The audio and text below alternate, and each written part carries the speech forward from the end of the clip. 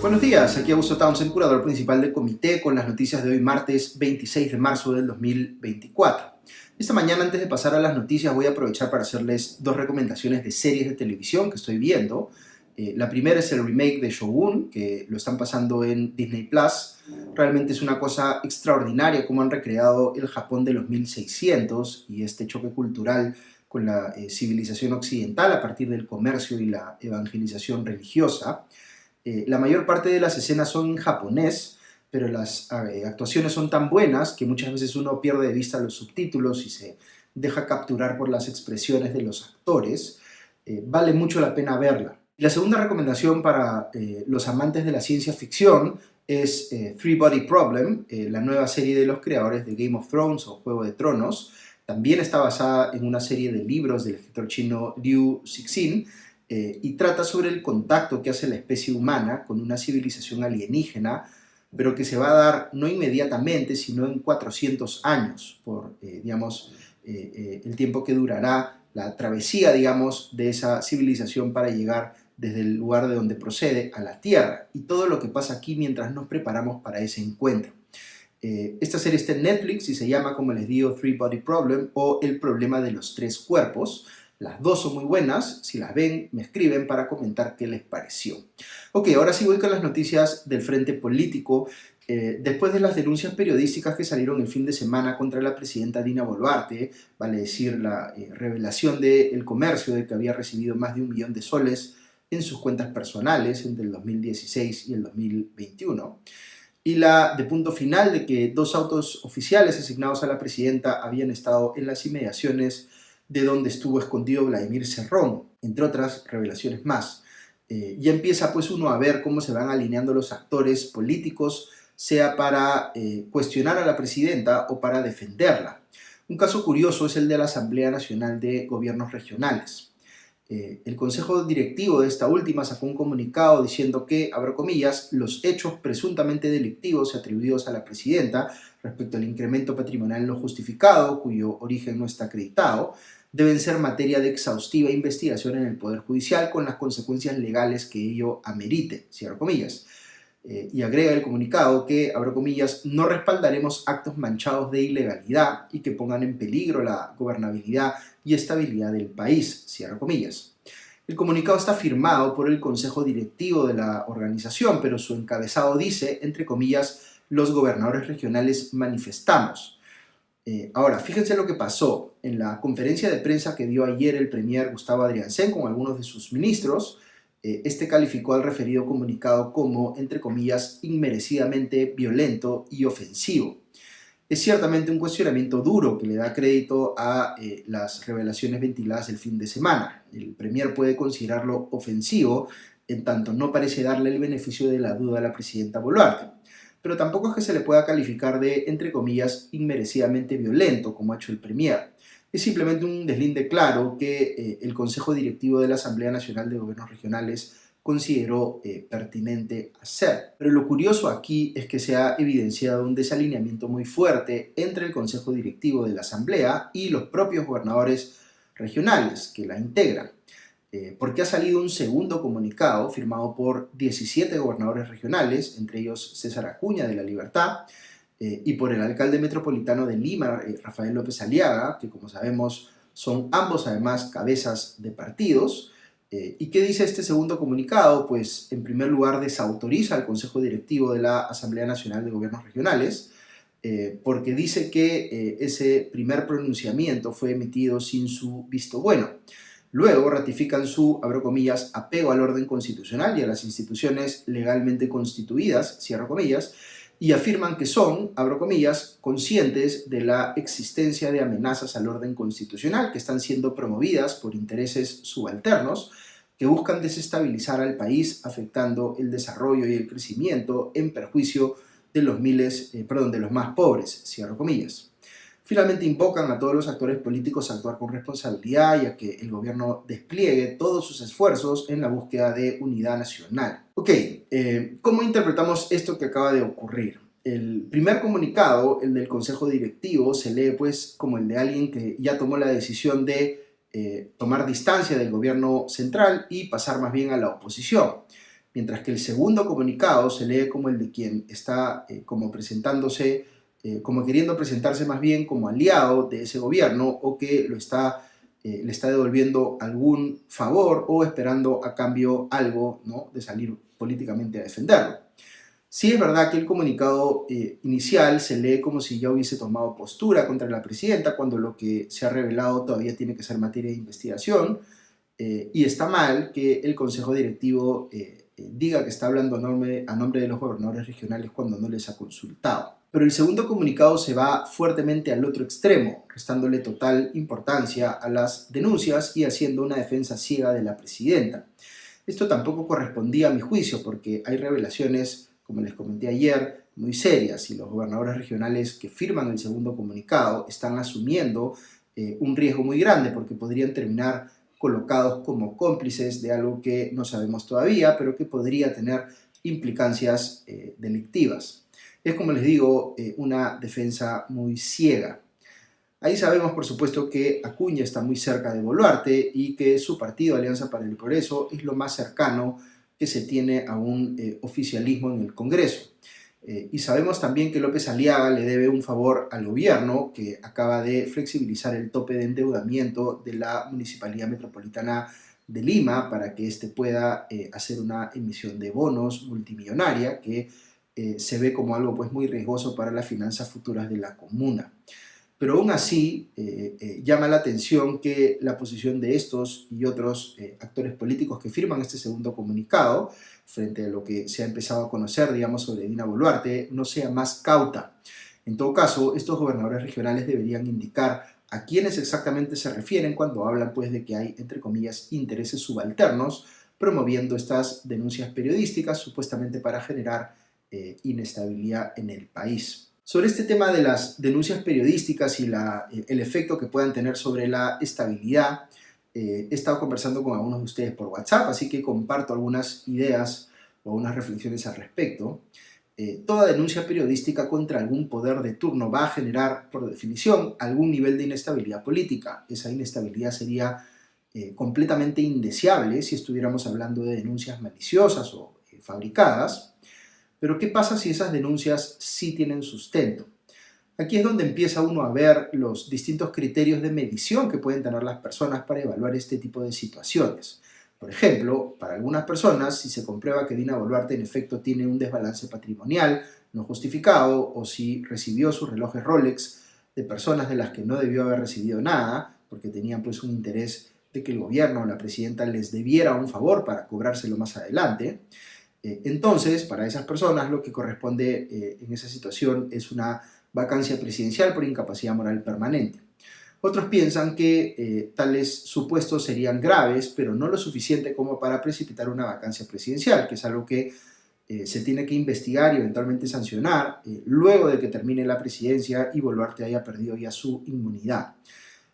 Las personas tienen, por tanto, umbrales distintos respecto de qué las llevaría a exigir la salida inmediata de alguien que está en el poder.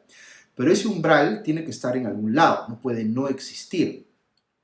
Ayer les decía que de las revelaciones del fin de semana que involucran a la presidenta Boluarte, la que más me preocupa en lo personal es la que tiene que ver con los vehículos presidenciales que fueron identificados en las inmediaciones de donde se sabe que Vladimir Cerrón estaba escondido. ¿Qué pasaría si la investigación sobre esto último, y ojo que solo estoy especulando aquí, demostrara que se tomaron acciones desde el propio gobierno para evitar que Vladimir Cerrón fuese capturado?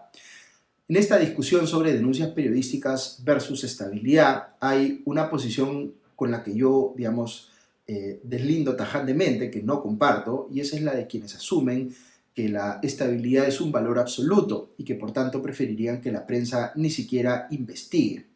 Por supuesto que la prensa tiene que investigar, no solo a este, sino a cualquier gobierno o gobernante. Pero si ya asumimos que la estabilidad no puede ser un valor absoluto, que hay situaciones que son suficientemente graves como para aceptar algún nivel de inestabilidad, porque un gobernante tiene que ser sancionado por una conducta que es en efecto intolerable, pues tenemos que discutir sobre dónde deben estar esos límites. Tenemos que ser conscientes de que, de qué podría estar apañándose con la excusa de no generar inestabilidad. porque podríamos estar hablando de cosas no solo graves, sino gravísimas.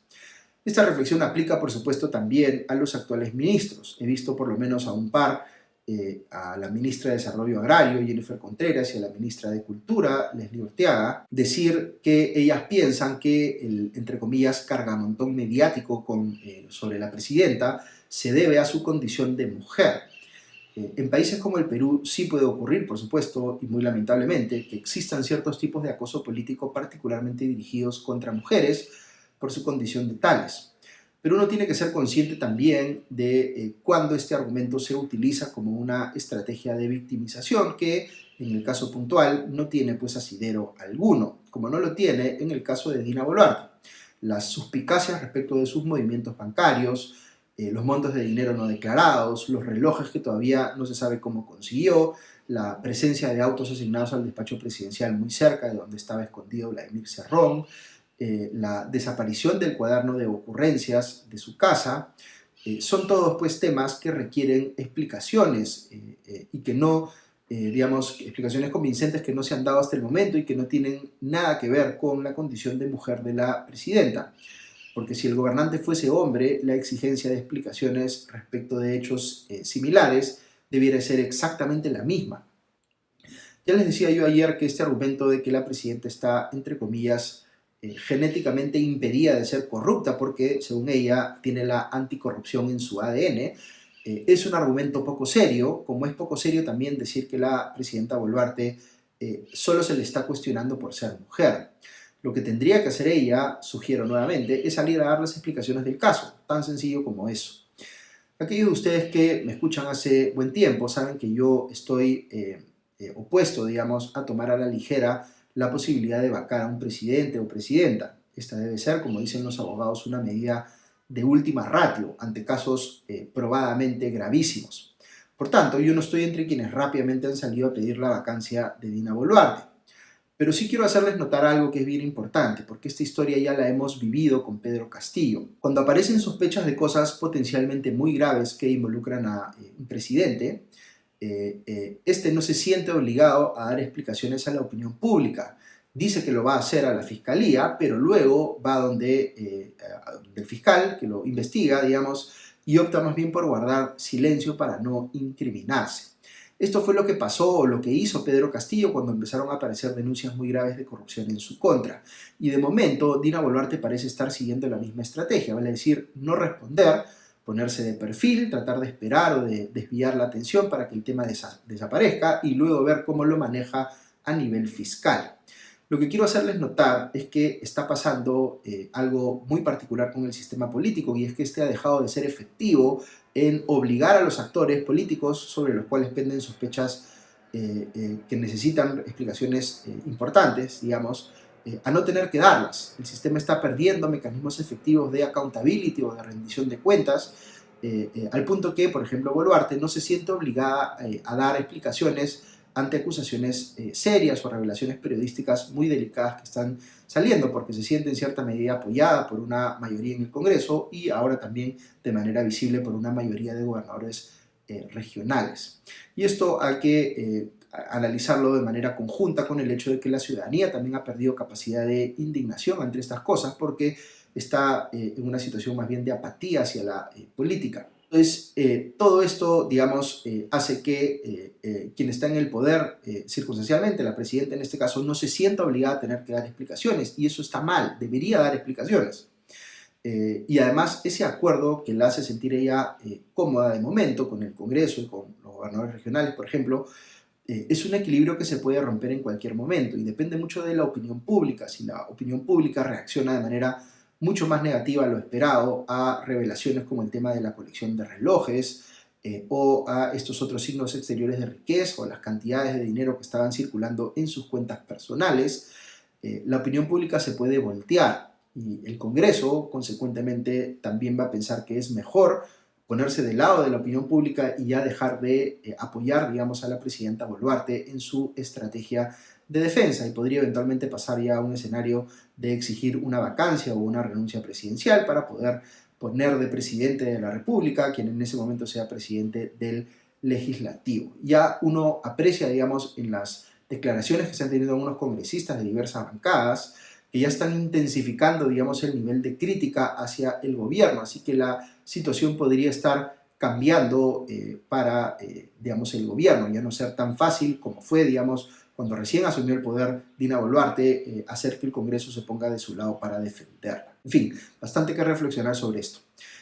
Un tema que menciono rápidamente: el primer ministro Gustavo Adrianzén se pronunció ayer sobre la pérdida del cuaderno de ocurrencias de la casa de Dina Boluarte y dijo que estaba mal que existiera ese cuaderno, que no debería estar apuntándose quién entra y quién sale de la casa de la presidenta, y que si en la práctica existe es porque, según cree él, fue implementada esta práctica por Pedro Castillo para, entre comillas, arreglar a sus ministros. Si eso no es así, se trata de una práctica de tiempo atrás que sirve pues a ciertos propósitos vinculados a seguridad del Estado o simplemente por cuestiones de transparencia, presumo que rápidamente van a salir personas a más bien contradecir lo señalado por el Premier, como ya se ha contradicho ampliamente su afirmación de que es, entre comillas, normal que las finanzas de una asociación civil como el Club Departamental Apurímac se manejen en cuentas bancarias personales de sus directivos. Abogados penalistas como Andy Carrión en El Comercio ya han salido a decir que eso en sí mismo podría ser incluso considerado un delito. Un par de temas más del Ejecutivo que les menciono: los ministros de Transportes y Comunicaciones, Raúl Pérez Reyes, y de Energía y Minas, Rómulo Mucho, fueron interpelados ayer en el Congreso. Les hicieron 18 preguntas al primero y 17 al segundo. A Pérez Reyes le preguntaron, por ejemplo, por este tema que ha estado discutiéndose mucho en las redes sociales, que son los problemas asociados al trabajo de los controladores aéreos en los aeropuertos. A Mucho, en tanto, le preguntaron por un supuesto conflicto de interés, por ser todavía el dueño de una empresa que le da servicios a compañías mineras. Otra cosa que pasó en el Congreso ayer es que se aprobó un nuevo retiro de fondos de las AFPs, pero esto lo dejo para que lo analice Ale Costa en el podcast económico, aunque debo decir a título personal que sigo extremadamente preocupado por cómo desde el Congreso se está destruyendo el sistema de pensiones privado a partir de retiros como este. No es que no haya un montón de cosas que sugerir que cambien el sistema previsional, pero aquí no estamos hablando de cambios positivos o constructivos, sino simplemente de desnaturalizar el sistema. Otra cosa que hay que saber: la Junta Nacional de Justicia confirmó o aplicó, digamos, la medida cautelar aprobada por el Poder Judicial, que le ordena reponer en sus cargos a los miembros inhabilitados por el Congreso, Inés Tello y Aldo Vázquez. Lo que ha hecho la Junta es suspender la declaración de vacancia de sus puestos que se había aprobado hace unos días para estas dos personas. También se ha cancelado la juramentación que iba a dar el accesitario Abraham Siles por pedido de él mismo, porque ya, digamos, no corresponde si han sido repuestos Tello y Vázquez. Ahora, fíjense que el Congreso no ha respondido tan mediáticamente a esta derrota judicial en su caso, porque los reflectores están puestos pues en Dina Boluarte y las recientes denuncias periodísticas en su contra. Lo que ha hecho más bien el Congreso a través de su procurador es presentar un recurso ante el Tribunal Constitucional pidiéndole a este que anule el fallo judicial que aprueba dicha medida cautelar.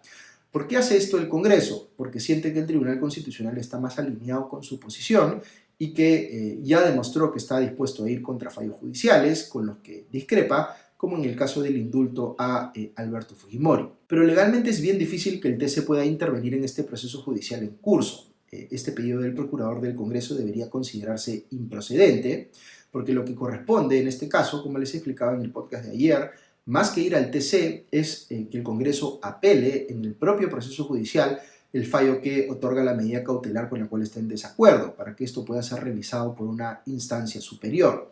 Ese es el camino válido, pero largo, para impugnar, pero el Congreso quiere optar por el camino corto e inválido, diría yo, que es tratar de forzar el involucramiento del TC en un caso donde claramente no corresponde. Muy bien, eso es todo por hoy, que tengan un buen día y ya nos escuchamos pronto. Adiós.